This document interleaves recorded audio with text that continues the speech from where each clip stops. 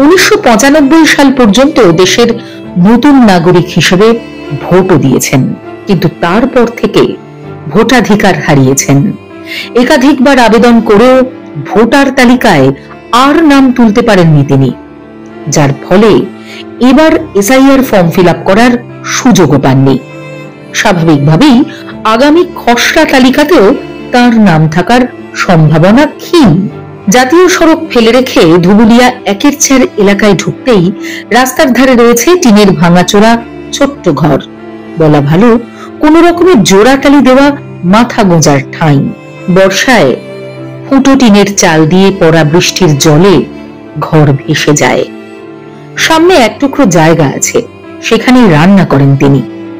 তারপর একটা কুঁড়ে ঘর, তাতে মশারি খাটানো ছোট্ট একটা খাট থাকলেও ঘরে আলো প্রায় নেই। রেশনের চাল পান তিনি, আধার কার্ড ও ব্যাংকের বই রয়েছে, নেই শুধু গণতান্ত্রিক অধিকার।